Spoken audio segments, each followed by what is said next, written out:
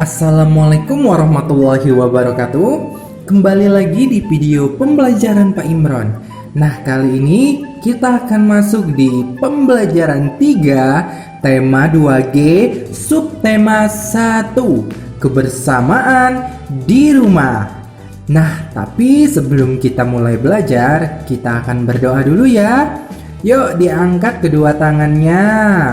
Pertama, kita baca doa. Kita membaca surat Al-Fatihah. Yang kedua, kita membaca doa supaya kita dipermudahkan segala urusan.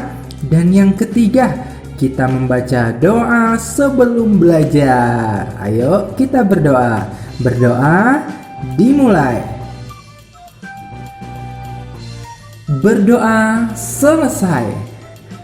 Adapun tujuan pembelajaran kita kali ini, yang pertama, dengan video pembelajaran, peserta didik dapat mengetahui teman berdasarkan kegiatan kegemarannya secara benar. Yang kedua, dengan video pembelajaran, peserta didik dapat mengelompokkan teman berdasarkan kegiatan kegemarannya secara benar.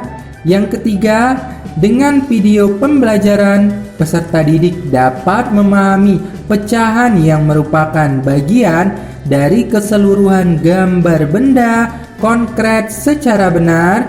Yang keempat, dengan video pembelajaran, peserta didik dapat menyatakan pecahan yang merupakan bagian dari keseluruhan gambar benda konkret secara benar. Yang kelima, dengan video pembelajaran, peserta didik dapat memahami isi tabel secara tepat. Yang keenam, dengan video pembelajaran, peserta didik dapat menuliskan isi tabel secara tepat. Yuk kita mulai belajar aja. Nah, Ananda semuanya, kita akan membaca sebuah tabel nih. Kemarin di video pembelajaran lalu kita sudah belajar pengertian tabel. Masih ingat nggak apa yang dimaksud dengan tabel? Benar sekali, tabel adalah cerita hewan ya, yang mana hewan tersebut seolah-olah dapat berbicara seperti manusia. Sekarang kita akan membaca cerita yang judulnya Jerapah dan Kura-kura. Yuk kita baca sama-sama. Di sebuah hutan, seekor kura-kura sedang mencari makan. Kura-kura melihat banyak pohon yang berbuah. Ia berusaha mendapatkan buah yang jatuh. Namun, buah yang jatuh sudah busuk. Kura-kura bersedih karena tidak mampu menggapai buah itu. Tiba-tiba, sebuah suara mengagetkan kura-kura. Ia melihat sesosok hewan tinggi berjalan melewatinya. Hewan itu lalu mengunyah daun-daunan. Ternyata itu jerapah. Kata jerapah nih, kata kura-kura nih, "Hai jerapah, bisakah kau mengambilkan buah untukku?" teriak kura-kura. "Hai kura-kura, baiklah." Jerapah pun menarik dahan dan mengambil buah dengan mulutnya. Ia meletakkan buah itu di atas tanah. "Terima kasih jerapah, kau baik sekali," kata kura-kura. "Sama-sama kura-kura," kata jerapah. "Andai aku bisa sepertimu. Alangkah mudahnya aku mendapatkan makanan. Aku lambat dan tidak bisa memanjat," kata kura-kura. Kamu tidak boleh mengeluh kura-kura, sahut jerapah. Setelah dilahirkan, aku langsung diajarkan berjalan, bahkan berlari. Jika tidak, aku akan langsung dimangsa hewan buas. Kura-kura pun merasa bersyukur. Dia melihat tempurung yang kuat sehingga terlindung dari bahaya. Kura-kura sadar, setiap makhluk memiliki kelebihan dan kekurangannya. Sejak saat itu, kura-kura tidak pernah mengeluh lagi. Nah, kita sudah membaca cerita fabel tuh yang judulnya Jerapah dan Kura-kura. Sangat menarik ya ceritanya tadi. Nah, sekarang coba yuk kita jawab nih. Ada beberapa pertanyaan di sini. Apa judul fabel tersebut? Nah, judulnya adalah Jerapah dan Kura-kura. Kemudian pertanyaan yang kedua, hewan-hewan apa saja yang menjadi tokoh cerita? Kalau misalkan kita baca secara singkat ya, kita baca lagi, tokohnya cuman ada 2 di sini. Tokoh itu berarti ya hewan ya, kalau pada fabel ya, hewan di sini hewan yang berperan di dalam cerita ini ya. Di sini hewan yang berperannya adalah jerapah dan kura-kura. Berarti jawabannya adalah jerapah dan kura-kura. Kemudian pertanyaan yang ketiga, mengapa kura-kura bersedih? Nah, ada yang tahu kenapa kura-kura bersedih? Coba kita lihat yuk. Kura-kura melihat banyak pohon yang berbuah. Ia berusaha mendapatkan buah yang jatuh. Namun, buah yang jatuh sudah busuk. Kura-kura bersedih karena tidak mampu menggapai buah itu. Nah, ini dia jawaban dari pertanyaan mengapa kura-kura bersedih. Karena kura-kura tidak mampu menggapai buah yang ada di pohon. Itulah kura-kura bersedih. Nah, ayo coba kita jawab nih. Nah, sudah ya kita tulis, kura-kura bersedih karena tidak mampu menggapai buah yang ada di atas pohon. Perhatikan gambar-gambar berikut. Nih, ada 2 gambar nih. Nah, ya, kalau misalkan kita lihat di sini ya, anak-anaknya di sini memiliki kegemaran atau kesukaannya masing-masing nih. Kalau misalkan di gambar yang pertama, Nina dan Deli gemar bermain boneka. Nah, karena Nina dan Deli gemarnya main boneka, jadi mereka main sama-sama nih.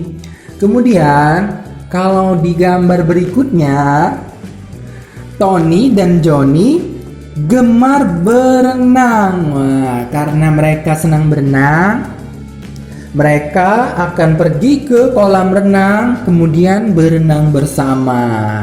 Nah, itu salah satu contoh kegemaran nih. Ada yang suka bermain boneka, kemudian ada juga yang suka berenang. Kalau Ananda yang lain, sukanya kegemaran apa tuh? Pasti ada yang suka bermain bola ya. Kalau cowok pasti senang tuh bermain bola. Mungkin ada yang suka menggambar. Nah, apalagi ya? Kemudian ada yang suka menari, misalkan. Banyak ya kesukaan kita. Nah, beda-beda kesukaan kita tuh. Tapi walaupun kita kegemarannya berbeda-beda, kita harus saling menghargai dan harus rukun. Gak boleh bertengkar karena perbedaan kegemaran. Ya, Ananda semuanya. Kita akan lanjut nih. Nah, apakah Ananda masih ingat pembelajaran pecahan 1/2? Nah, ayo kita sudah nih belajar waktu itu. di sini maksud dari pecahan 1/2 ya, ada satu apel, kemudian dari satu apel dibagi menjadi 2 bagian. Jadi dibagi menjadi 2 bagian ini, kalau misalkan kita buat pecahannya adalah 1/2 ya, Ananda semuanya. Oke, kemudian kalau misalkan 1/3 dan 1/4, masih ingat nggak? Kalau 1/3 berarti dari suatu benda, atau contohnya dari suatu kue. Dari satu kue ini dibagi menjadi 3 bagian. Jadi pecahannya adalah 1/3. Kenapa bisa 1/3? Karena dari satu kue dibagi menjadi 3 bagian. Jadi penulisan pecahannya adalah 1/3. Nah, kemudian kalau 1/4 gimana? Kalau 1/4 berarti dari satu kue dibagi menjadi 4 kue yang sama besar. Itu 1/4. Bukan hanya kue aja ya, tapi boleh benda lainnya. Yang penting kalau misalkan dibagi ya, misalkan nih ada pita. Dari pita yang panjang dibagi menjadi 4 pita yang sama besarnya. Berarti pecahannya adalah 1/4 ya, Ananda semuanya seperti itu. Kita akan lanjut nih.